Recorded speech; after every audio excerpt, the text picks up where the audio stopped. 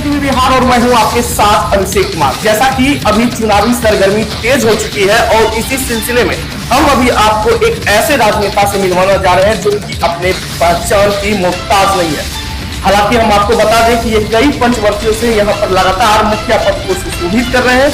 आखिर इनके अपने जनता के बीच ऐसा क्रेज कैसे बना लिया, इसी मुद्दों को इस एपिसोड में आने के लिए जैसा कि इन दिनों देखा जा रहा है, यह जो है लगातार जन सुराज पार्टी को लेकर जनसंवाद और जनसंदस्ता अभियान ले रहे हैं। सिटी बिहार में आप जो है राजनीति में कब आए? सबसे पहले तो आपको और आपके सीटीवी चैनल को और आपके चैनल के माध्यम से जो दर्शक सुन रहे हैं, देख रहे हैं, उनको मेरे बहुत बहुत धन्यवाद, नमस्कार। राजनीति में 1989-90 से हम राजनीति में प्रवेश किए हैं और उस दिन से लगातार अभी तक राजनीति से सक्रिय हैं। जैसा कि राजनीति में आपको आने का खास उद्देश्य क्या था? देखिए, राजनीति में आने का खास उद्देश्य था जो मैं आम आवाम, गरीब गुरबा, शोषित पीड़ित की सेवा कर सकूं और आज तक इस क्षेत्र में बिजली की समस्या, पानी की समस्या और गरीब शोषित पीड़ित के आवाज बोलने वाला इस क्षेत्र में कोई भी व्यक्ति नहीं था। यही सोच करके जो मैं राजनीति में प्रवेश किए और सोच रहे थे कि इन लोग का सेवा करूं। जैसा कि देखा जा रहा है वर्तमान सरकार में आपको क्या खामियां दिख रही है जो कि आप जनसुराज दल को लेकर, जनसुराज पार्टी जो अभी बन गई, उसमें को आप समर्थन दे रहे हैं? वर्तमान सरकार और इससे पूर्व की भी सरकार, अभी वर्तमान सरकार में ढेर सारा खामियां उदाहरण के रूप में सबसे पहले तो आप देख लीजिए, शराबबंदी कर दिए। शराबबंदी का विधिवत सरकारी तौर पर बंदी है, लेकिन यहाँ गांव-गांव में, घर-घर में कहीं भी शराबबंदी नहीं है। सभी आदमी शराब पी रहे हैं और बेच रहे हैं। दूसरी बात है, शिक्षा की व्यवस्था को इसने पूर्ण रूप से ध्वस्त करके रख दिए हैं। तीसरी है, जो एक भी व्यक्ति, युवा यहाँ के जो है अच्छी शिक्षा के लिए बिहार से बाहर पलायन कर रहे हैं और यहाँ वैसे परिवार हैं, यहाँ 80% परिवार वैसे हैं पूरे क्षेत्र में, बिहार में, जो आर्थिक स्थिति से पूर्ण रूप से कमजोर है।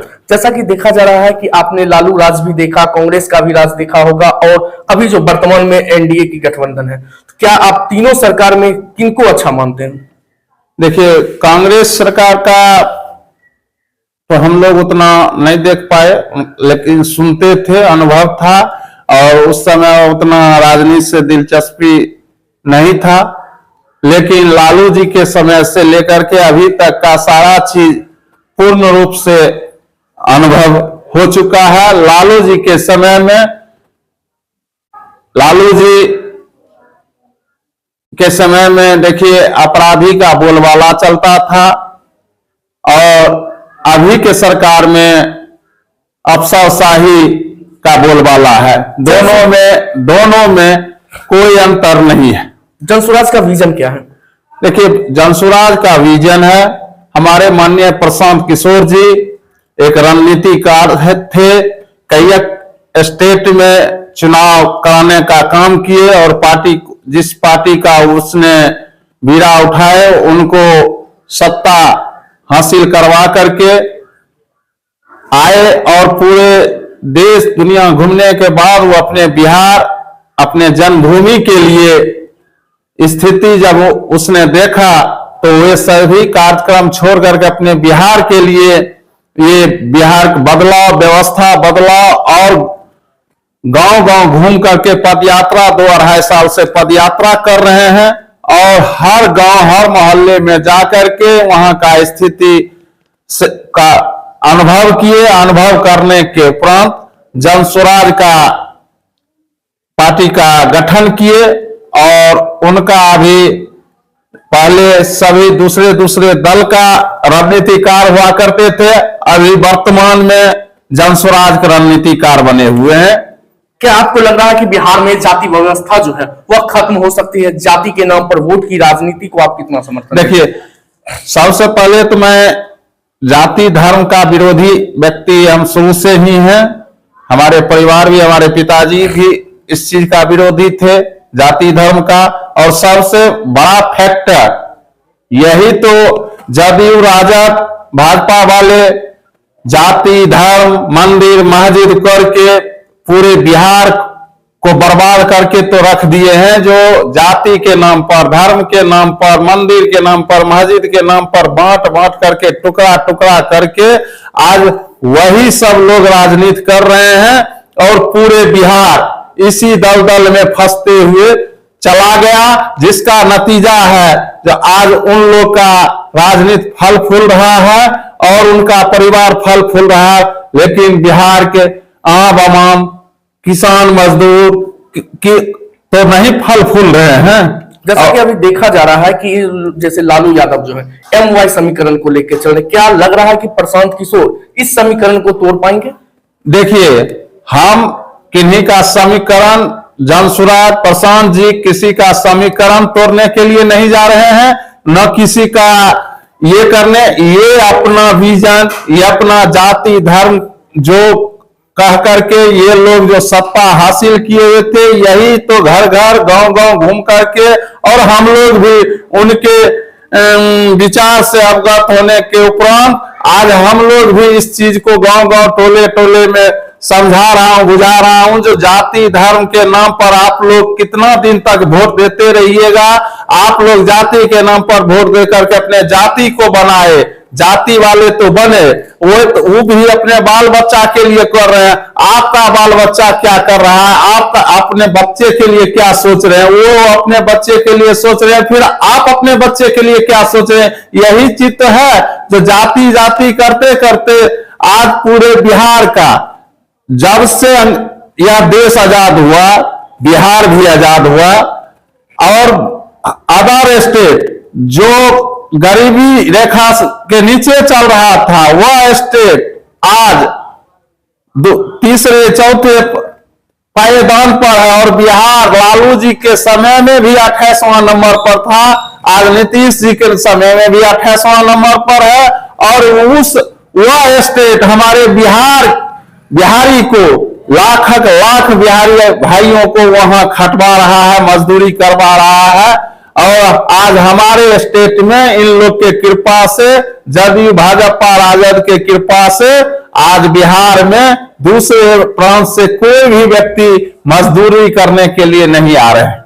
जैसा कि अभी आपको हम बता दें कि आप जो है आर्थिक और शिक्षा नीतियों, किस प्रकार की आर्थिक और शिक्षा नीति का आप समर्थन करते हैं? मतलब जैसे कि अभी देखा जा रहा है सरकारी विद्यालयों में शिक्षक को आप देख ही रहे हैं, और आपके सामने भी है कि 8वीं कक्षा या 9वीं कक्षा की छात्र या छात्राएं को ले लें तो ऐसा बहुत जगह पर देखा जाता है कि उनको सही से पुस्तक पढ़ने का भी ज्ञान नहीं है। इस पर आप क्या कहेंगे? यही तो लालू जी और नीतीश जी का विजन था, जो पूरे बिहार को मूर्ख बना करके रखना है, और मूर्ख बना करके सिर्फ प्रलोभन दे करके स्कूल में खिचड़ी, कॉलेज में डिग्री दो और बात खत्म, पढ़ाई करना नहीं है, मूर्ख बन करके रहेगा। मूर्ख बनने के बाद ही ये लोग हम लोग के परिवार को, हम लोग के रिश्तेदार को, हम लोग के सगा संबंधी को वोट देते आएंगे। हमारे बेटा पोता पोती नाता नाती को सबको देते आएंगे। इसलिए शिक्षा को पहले, सबसे पहले तो लालू जी और नीतीश जी शिक्षा को तो पूर्ण रूप से ध्वस्त करके रखे हुए हैं, और उन सभी टीचर को उन लोग का गाइडलाइन मिला हुआ है कि आप लोग सिर्फ विद्यालय में बैठे रहिए और बच्चे को खिचड़ी खिलाइए, और फिर समय हो जाए तो बच्चे सबको घर वापस भेज दीजिए। यही इन लोग का राजनीति। जैसा कि अभी देखा जा रहा है कि प्रशांत किशोर जो है लगातार जो है चोट कर रहे हैं कि 5 किलो अनाज पर आप वोट देते हैं, इसको आप किस तरह से देखेंगे? क्या 5 किलो जो अनाज गरीबों को मिल रहा है वह जरूरी नहीं है? ये गरीबों को नहीं मिल रहा है, ये वोट लेने के लिए मिल रहा है। धरातल पर देखा जाए गरीब और अमीर, किसको आप गरीब कह रहे हैं, किसको आप अमीर कर रहे हैं। ये चावल नहीं दिया जा रहा है, लोग को ठगने का काम किया जा रहा है। अभी रोजी रोजगार की जरूरत है तो आप 5 किलो चावल दे रहे हैं। 5 किलो चावल मत दीजिए, हर परिवार को, हर व्यक्ति को आप रोजी रोजगार की व्यवस्था कर दीजिएगा तो 5 किलो आप जैसा चावल दे रहे हैं उससे अच्छा अच्छा चावल खरीद करके लोग खाएंगे, क्योंकि रोजी रोजगार होगा तब। क्या लग रहा है कि बिहार में जो है प्रशांत किशोर कह रहे हैं कि हम पलायन को रोक देंगे, क्या लग रहा है कि यह मुनासिब है और यह सफल हो पाएगा? अगर बिहार के लोगों ने सोच लिया जिस तरह से प्रशांत जी सोच लिए हैं, उस तरह से अगर बिहार के लोग सोच लेंगे तो पलायन 100% रुक जाएगा। पलायन 3 चीज का पलायन हो रहा है, आप लोग जानते होइएगा अथवा नहीं जानते होइएगा। 3 चीज का हमारे प्रशांत जी बता रहे हैं, आप देखिए, और यह अनुभव करने का चीज है। पलायन, पूंजी का पलायन, बुद्धि का पलायन और शिक्षा का पलायन, मजदूरी, युवाओं का पलायन, सभी चीज का पलायन जो हो रहा है। दिख रहा है कि लोग जो है मजबूरी में मजदूरी करने के लिए दिल्ली जा रहे हैं जी। तो क्या इन्हें रोकने के लिए कोई ऐसा है कि जैसे देखा जा रहा है कि लोगों का शादी होता है और वह सीधे दिल्ली पहुंच गए, पंजाब पहुंच गए, हरियाणा पहुंच गए, गुजरात पहुंच गए, वहां पर व्यापार, वहां काम करते हैं, उसके बाद जो है सालों साल बाद घर आते हैं। क्या इसको सरकार जो, यदि प्रशांत किशोर की सरकार बनती है तो क्या लग रहा है कि इस पर कोई व्यवस्था हो पाएगी? जन स्वराज की सरकार बनने के बाद, प्रशांत जी की सरकार बनने के बाद आपको 1 साल के अंदर सारे पलायन को रोक लिया जाएगा। सभी को रोजी रोजगार की व्यवस्था यही पूरे बिहार में गांव ग्राम में ही किया जाएगा। और वो तो बता ही दिए, जो जन स्वराज सरकार आने के बाद 1 साल के बाद, जिस दिन यहां सरकार बन जाएगा ठीक उसी दिन से 1 साल के बाद आपको बिहार से बाहर मजदूरी करने के लिए या शिक्षा लेने के लिए आपको कहीं जाने की जरूरत नहीं होगा, सारा व्यवस्था बिहार में ही होगा। सबसे आखिरी सवाल यह है कि शराबबंदी को आप किस नजरिए से देखते हैं? क्या बिहार का जो शराबबंदी से क्या बिहार को नुकसान है या फायदा है? देखिए, सब शराबबंदी सभी एंगल से नुकसान है। कुछ चंद महिला के कहने पर बिहार सरकार, माननीय नीतीश जी शराबबंदी कर दिए, लेकिन सच्चाई ये है जो शराबबंदी नहीं हुआ और सरकार के राजस्व की भी नुकसान होना शुरू हो गया, राजस्व नहीं प्राप्त हो रहा है। साथ ही गांव गांव में, घर घर में, गली गली में ये पॉइजनिंग शराब बिक रहा है। ऑर्डर पर जो है सो घर घर पहुंचाया जा रहा है। युवा लोग बर्बाद हो रहे हैं। शराब अगर उस समय चलता था तो हर प्रखंड में यही नीतीश जी हैं जो गांव गांव में शराब का ठेका देने का काम किए थे। उनसे पहले प्रखंड स्तरीय पर एक शराब का दुकान हुआ करता था। लोग सोच समझ के, दूर दराज के लोग, बहुत कम ऐसे व्यक्ति थे जो शराब पीने के लिए जाते थे। और इतना जितना शराब पहले नीतीश जी से पहले कम बिकता था, नीतीश जी का ही देन है जो पंचायत में शराब का दुकान खुलवाने का काम किए। और चंद महिलाओं को कहने के बाद शराबबंदी तो कर दिए, सरकार का राजस्व जाना बंद हो गया, लेकिन शराब घर घर बिक रहा है, जिससे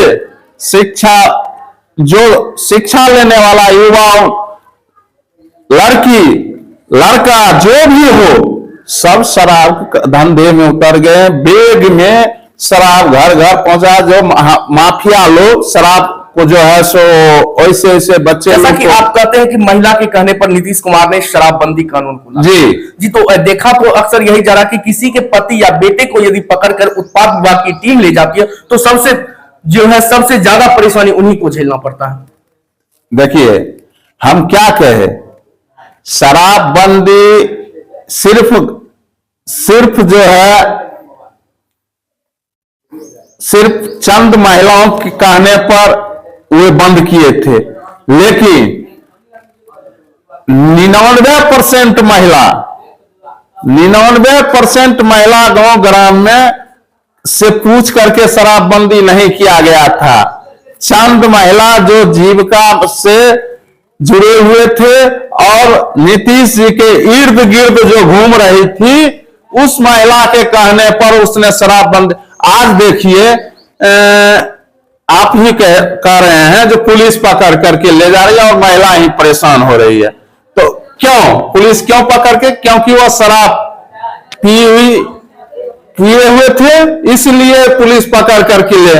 आज स्थिति यह है, सिर्फ गरीब गुरबा जो मजदूर क्लास के लोग हैं, वे शराब थोड़ा बहुत कहीं शराब तो तारी पी लेते हैं, पुलिस उसको उठा करके बंद कर देते हैं। लेकिन ऐसे राज परिवार सुखी संपन्न व्यक्ति के दरवाजे पर तक नहीं जा रहे हैं, पुलिस पूछने तक के लिए नहीं जा रहे हैं, और पकड़ने की बात तो बहुत दूर की है। आप चले जाइए किसी भी थाना में, रिकॉर्ड देख करके हमको बताइए, किसी भी थाना में क्या % व्यक्ति जो है सो पुलिस शराब पीने वाले में सुखी संपन्न परिवार को गिरफ्तार करते हैं। जैसा कि अब आखिरी सवाल हमारा ये रहेगा कि जैसे शराबबंदी तो हो गई, अब यदि प्रशांत किशोर की सरकार बनती हो, तो क्या लगता है कि आप शराबबंदी चालू करवा सकेंगे? देखिए, वो तो स्पष्ट ही कह दिए, जो शराब जो बंदी है उसको 1 मिनट में हम चालू करवाएंगे, लेकिन चालू नीतीश जी के तरह नहीं करवाएंगे। हर प्रखंड, हर अनुमंडल स्तर पर एक शराब की दुकान होगी। उस दुकान व्यवस्थित ढंग से, जैसे आप बगैर फिंगर दिए हुए राशन नहीं ले सकते हैं, उसी तरह फिंगर दिए हुए शराब नहीं ले सकते हैं। सरकार को उससे राजस्व भी होगा और उसी राजस्व के पैसा से शिक्षा व्यवस्था को दुरुस्त करना है, न कि वह राशि को बजट में लाना है।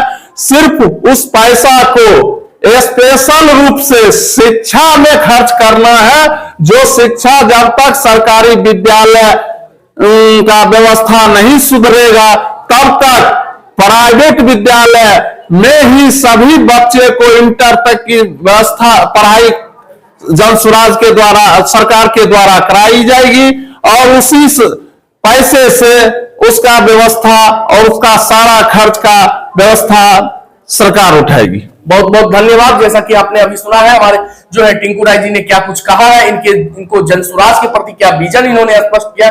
बस आज के लिए इतना ही।